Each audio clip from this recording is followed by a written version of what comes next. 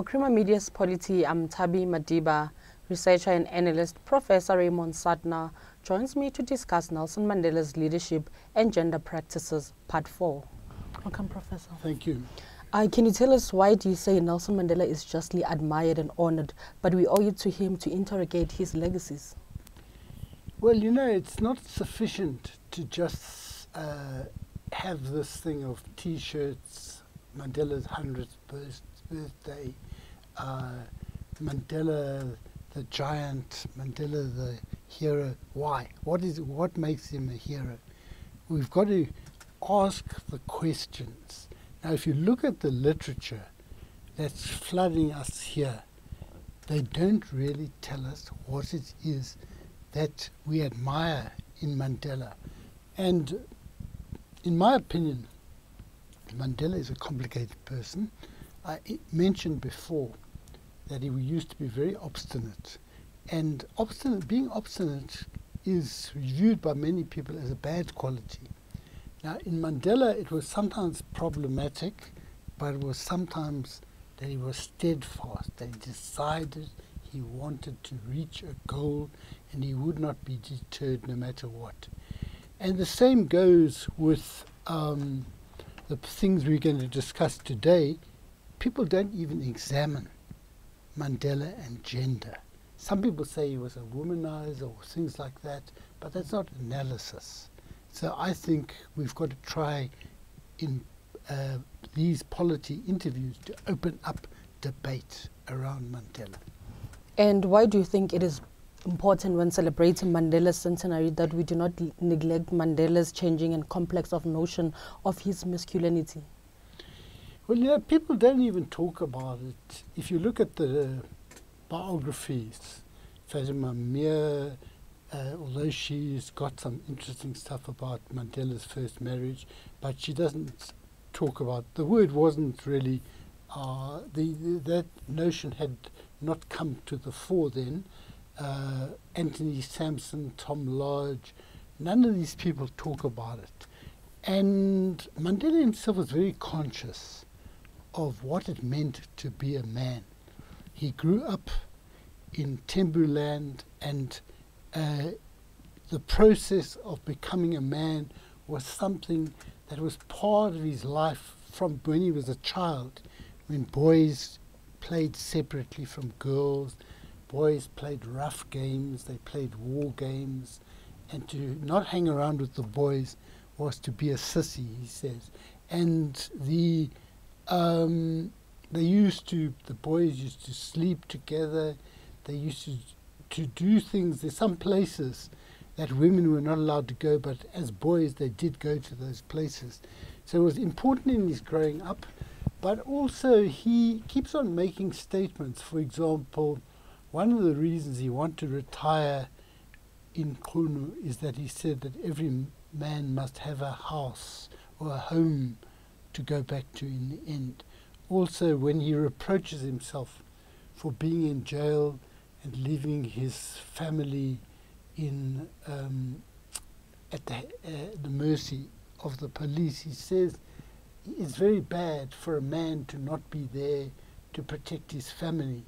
Now, some people would say that's chivalry and it's reactionary, but in fact, under apartheid, he was worried and he felt bad about not being there. So being a man is a very important thing.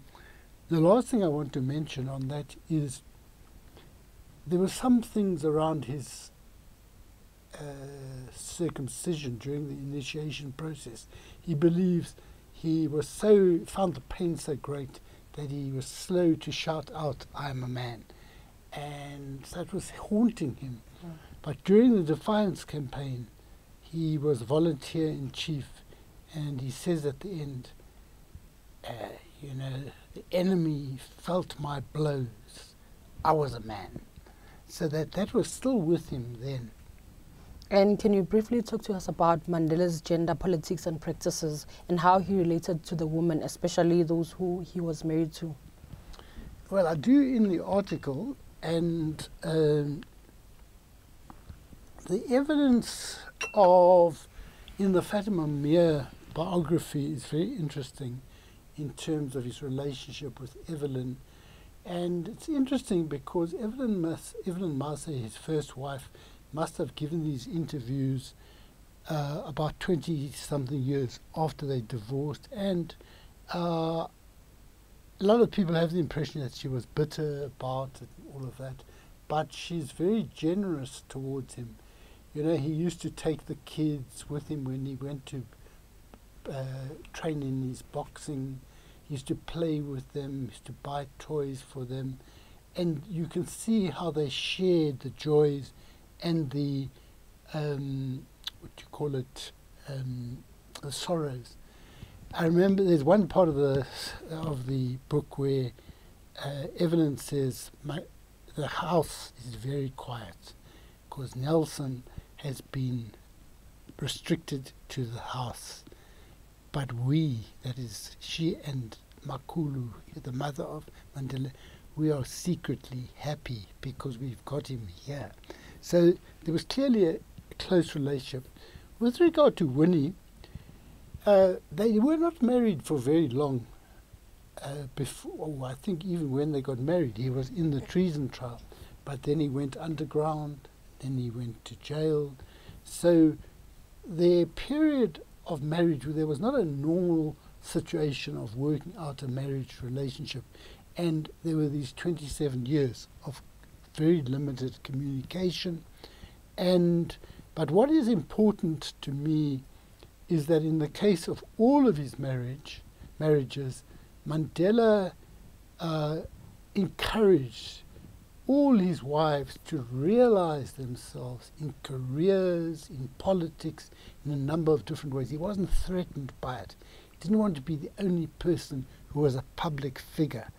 Although he was anxious when Winnie was pregnant and she got arrested, he nevertheless did not try to stop. In fact, he encouraged her to be involved. I think this is a man who is comfortable with his wife excelling wherever they want to be. And you stated that some disagreed with Mandela accompanying his wife Winnie to court every day while she was convicted of kidnapping. So why did they disagree with him accompanying Winnie? Well, she wasn't convicted yet till after the case. Well, in the 1980s, there was a lot of controversy around the Mandela Football Club. And you may recall that the mass democratic movement made a decision to isolate Winnie because of these activities.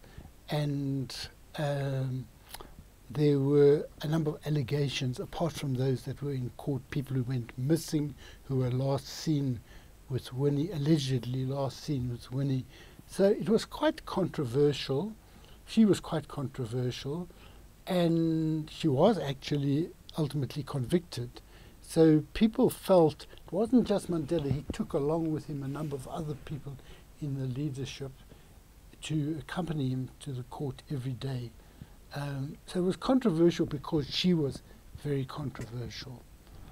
And lastly, can you talk to us about the settlement that Mandela negotiated and how it differs from the settlement that is negotiated now, the new logic of negotiations? When Mandela was negotiating or advancing the idea of negotiations, he was advancing negotiations instead of fighting. And I argued that fighting is a very rough, tough, masculine thing, even if it is heroic. And instead, he suggested that we needed to go for peace. At the moment, there are not negotiations of that type, so I don't think they are comparable. As far as I know, there are not a lot of negotiations, although people are trying to negotiate their differences so that they can work together, things like that. It's a very different situation. Thank you, Professor. Thank you. That was Professor Raymond Suttner speaking to Creamer Media's Polity about Nelson Mandela's leadership and gender practices, Part 4.